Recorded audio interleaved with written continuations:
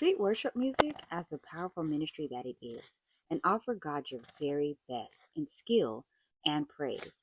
Today, we are walking through chapter 25, but our focus is the powerful prayer of Jabez from chapter 4, and we're using it as a key to unlock the rest of this incredible book. It's more than just a list of names. It's a story of God's faithfulness, our spiritual identity, and the power we have when we ask God to bless us indeed and enlarge our coast.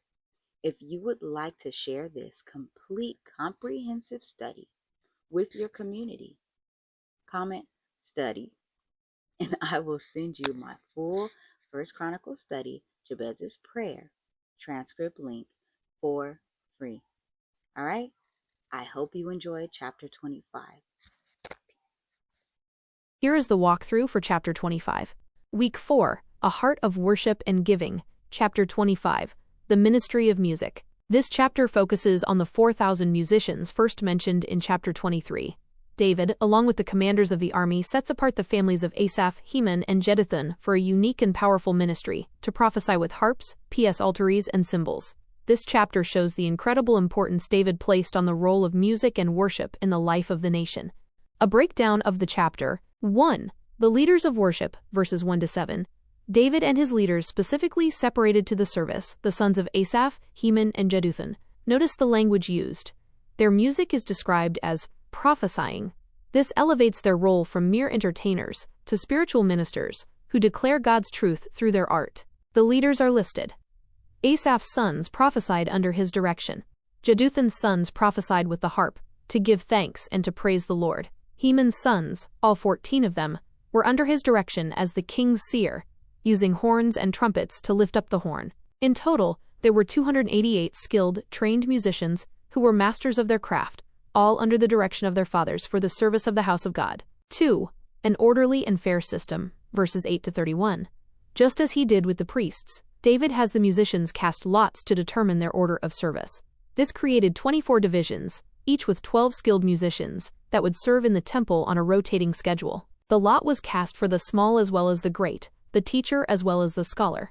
This ensured that everyone, regardless of age, reputation, or skill level, was given a fair and honored place in the ministry. Connecting to our theme, a heart of worship and giving, this chapter gives us a profound insight into a heart that truly values worship. Worship is a spiritual ministry. David saw music not just as a pleasant sound, but as a form of prophecy. It was a way of speaking God's truth, giving thanks, and praising His name. This gives immense dignity and spiritual weight to the role of musicians in the church. Giving our best to God. David set apart 288 of the most highly trained and skilled musicians for this service. A heart of true worship doesn't just give God the leftovers, it gives Him the very best of its talent and skill. A heart for giving thanks. The purpose of Jeduthun's ministry was explicitly to give thanks and to praise the Lord. A central part of our worship is not just asking God for things, but cultivating a heart of gratitude for who He is and what He has done. Reflection. Questions for your group. 1. How does thinking of music ministry as a form of prophesying change the way you view the worship time in a church service? 2. The musicians were described as skilled and trained. Why is it important to pursue excellence in the talents and gifts we use for God's service? 3. The lots were cast for the teacher as well as the scholar. What does this teach us about honoring both experienced veterans and up-and-coming learners in the church? Key takeaway for chapter 25. A true heart for worship values the ministry of music as a powerful prophetic art and dedicates the very best of its skill to giving thanks and praise to God.